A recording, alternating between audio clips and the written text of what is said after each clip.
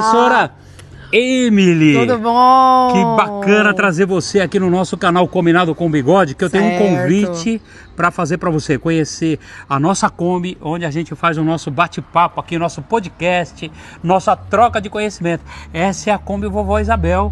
Aqui eu queria te apresentar, a gente conversou um pouco por telefone, você topou. Sim, muito obrigada pelo convite. E eu tenho certeza que será um bate-papo sensacional. Com certeza. Obrigado por ter vindo conhecer a nossa Kombi, tá? Eu que agradeço, muito obrigada. Vamos lá então? Vamos, então vamos lá. Sim.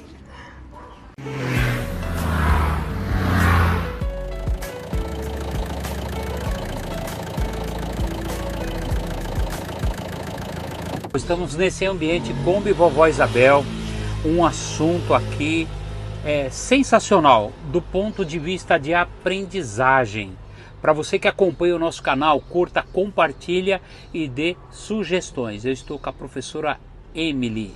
Nós vamos falar de Libras, Língua Brasileira de Sinais. Seja bem-vinda à nossa Kombi Vovó Isabel. Obrigada, obrigada pelo convite. Eu estou muito feliz de estar com você aqui, que esse é um assunto que interessa para a nossa comunidade, para as pessoas que acompanham o nosso canal, e a gente vai aprofundar. Mas antes, nós estamos num ambiente, nós estamos num clássico, numa Kombi 1971, e eu queria saber se você tem uma história com um antigo. O pessoal nosso gosta muito de saber dessa parte do nosso programa. Você tem alguma coisa para contar?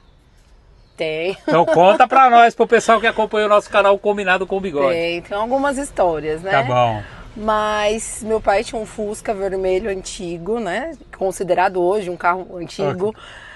Um clássico, para não ser antigo. Um clássico. Né? Um Fusca. A gente sempre passeava nesse Fusca, né? Ia pra praia. Antigamente, né? Nessa época, não antigamente, não faz tanto tempo assim, né? Tá bom, vamos lá. Antigamente, não existia cadeirinha para crianças, ou não se cumpria tanto essas regras de trânsito que a gente tem hoje, né? Então a gente andava ali, várias crianças comendo, sujando todo o carro, né? Tinha ali a minha mãe, meu pai usavam o carro. Indo pra praia. Indo pra praia. Esse é o verdadeiro farofeiro. Esse é o verdadeiro farofeiro, viu, gente? A gente ia farofar na praia ali, levava. Não ia pra praia pra sentar no quiosque, comer como hoje, né? A gente levava. As hoje são melhores, sim, né? Muito melhor. Diferente hoje, né? Mas era algo extremamente feliz, legal, bacana. A gente amava muito fazer isso. É isso, né? Que é bacana, né? Ser feliz naquele momento, ser feliz nos dias de hoje e ter o respeito com as pessoas. Sim, para que todos sejam felizes. Bom, vamos falar de Libras. Sim. Língua Brasileira de Sinais. Eu estou aprendendo, é incrível, porque ela vai falar com emoção, ela vai falar com o coração e ela vai contar algumas histórias que ela já viveu nesses últimos 10 anos que ela está dando aula de Libras. Bom, para a gente iniciar, para o pessoal entender o nosso bate-papo, surdos. Ok, são pessoas surdas que precisam ser alfabetizadas. Aí vem a professora Emily, como é que se dá tudo isso na sua carreira profissional? Bom, né, os surdos, é surdo mesmo, né, pra gente começar o bate-papo, né, a palavra tá correta, né? É surdes, né, surdos, sujeito surdo, né, e dentro da educação de surdos hoje, a gente tem alguns moldes, né, primeiramente a gente traz a língua de sinais como foco principal, né, na aprendizagem da criança surda. Então ela aprende a língua de sinais e depois ela vai aprender o português escrito que a gente fala, né? Então o surdo tem a L1, que é a primeira língua, a língua de sinais, e a segunda língua, a língua portuguesa escrita. As duas são ensinadas simultaneamente na escola, mas a gente sempre vai trazer a língua de sinais para a aprendizagem de mundo, para a aprendizagem do eu e do outro, para se conhecer, conhecer o outro, conhecer o mundo, a sociedade. Então vai ser sempre baseado na língua de sinais. Tudo que a gente oraliza, que a gente fala na língua portuguesa, eu consigo fazer em língua de sinais. Tá bom. Tudo. Essas crianças que nós estamos falando, você, lógico que você também fala de Libras com os adultos, mas quando você inicia lá na sala de aula, os surdos são hereditários? de pais e mães também surdos? Uhum, Ou também, não? Também. Então, também. passa Vamos por lá. aí. Vamos lá, vamos devagar para a gente entender Sim. o que a gente está falando. Né? A surdez, ela não é algo que é hereditária, propriamente dita, mas, porém, também temos surdos que são hereditários, Tá né? bom. Surdos que nasceram surdos, de pais surdos, de famílias surdas. Temos. Mas também a grande maioria que nós vemos hoje, principalmente se a gente falar dos surdos 30 a mais, 40 a mais, são aí por conta de sequelas de algumas situações que aconteceram, como meningite. Antigamente não tinha se vacina para isso. Verdade. Então, grande consequência da meningite, outras doenças, outras deficiências ali que causaram a surdez naquela pessoa, né? Hoje a gente passou há pouco tempo por uma pandemia e a gente começou a ver alguns casos de perda auditiva por conta da pandemia, por conta do Covid, né? Mas esses são casos e casos, existem vários tipos aí, motivos, né? Da surdez, não tem uma coisa única. Muitas vezes, quando a gente se depara com uma criança surda, chama a família para conversar, para saber, para entender aquele sujeito. Sim, para conhecer a história, né? Para conhecer a história.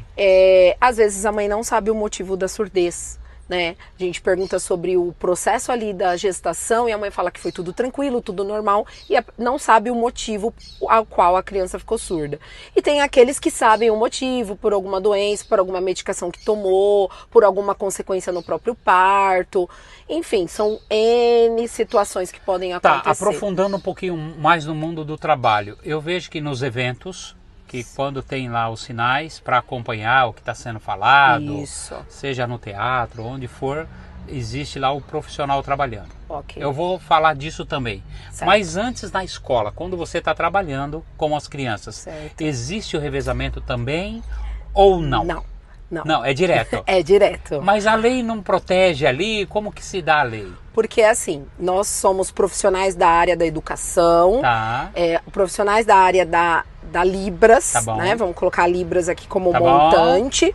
E dentro dessa Libras, primeiro tem um guarda-chuva. Então tem o professor de surdo, tem o professor de Libras e tem o intérprete de Libras, né? São aí 3 profissões, né, diferentes que trabalham com a língua de sinais. O professor de surdo, que trabalha com as crianças surdas, ela vai ficar ali o período do horário de aula, se é de manhã, se é à tarde ali.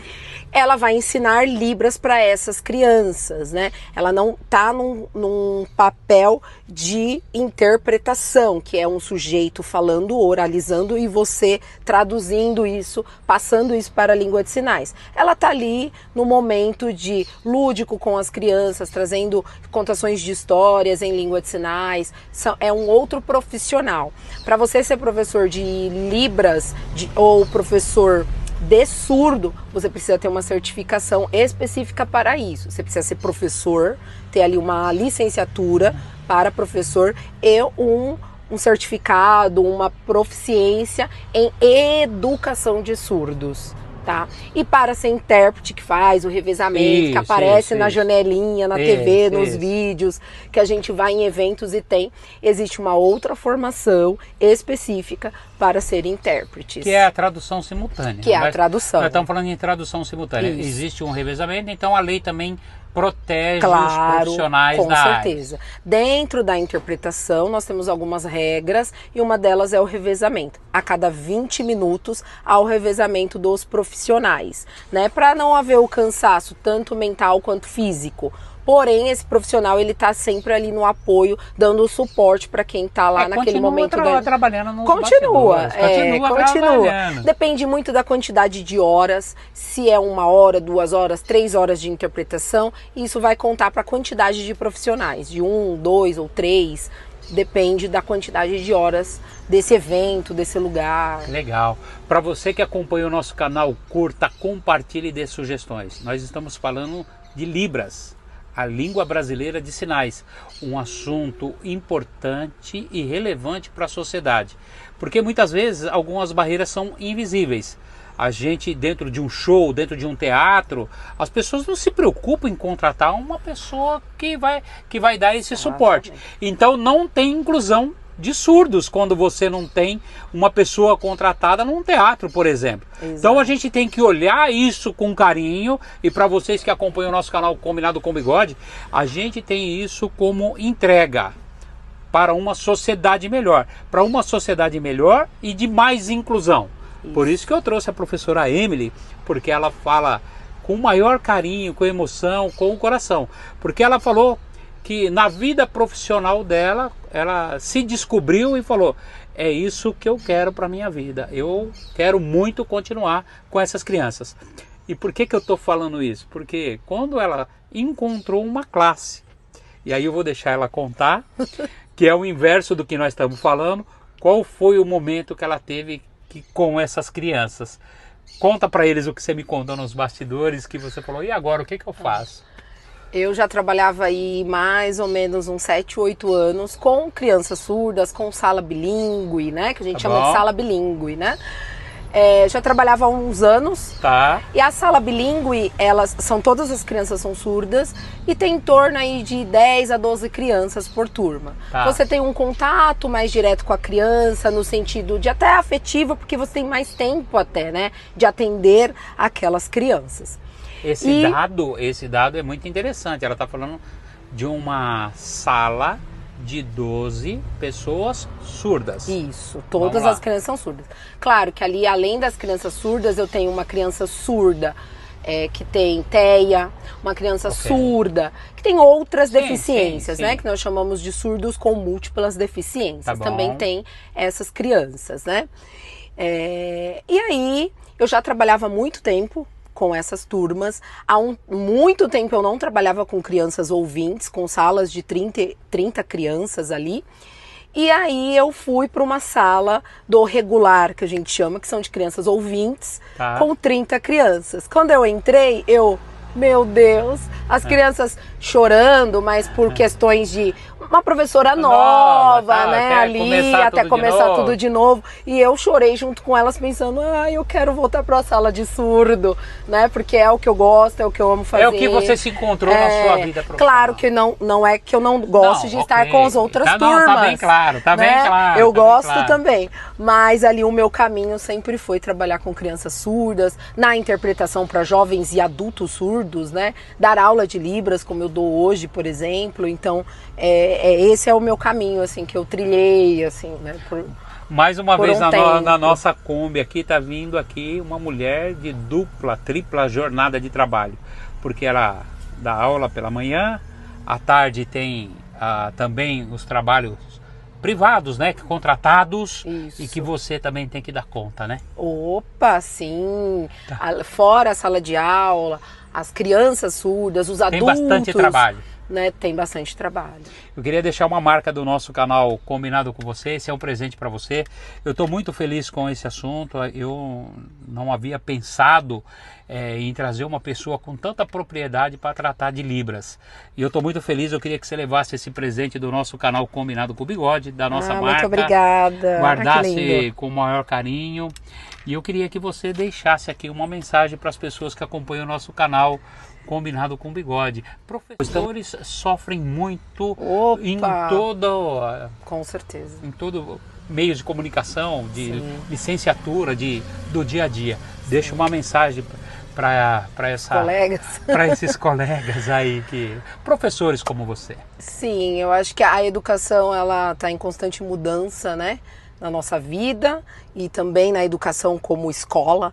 Né, houve muitas mudanças aí, mas que a gente que gosta de sala de aula, de trabalhar com crianças surdas ou crianças da escola regular, ouvintes, que a gente possa aí ter fé e caminhar, seguir firme, porque no final, quando uma criança surda faz um sinal para mim, que eu passei o ano inteiro ensinando para ela o sinal de banheiro,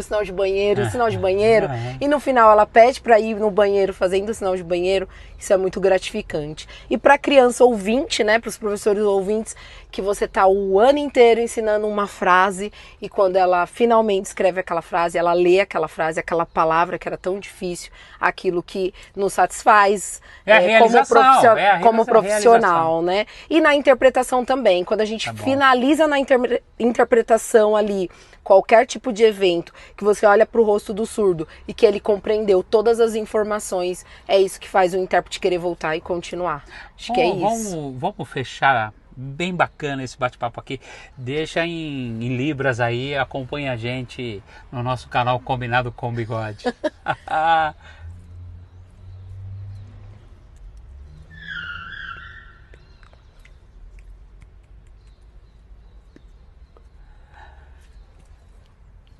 Obrigado. De nada. Pessoal, vamos juntos acelerar essa ideia.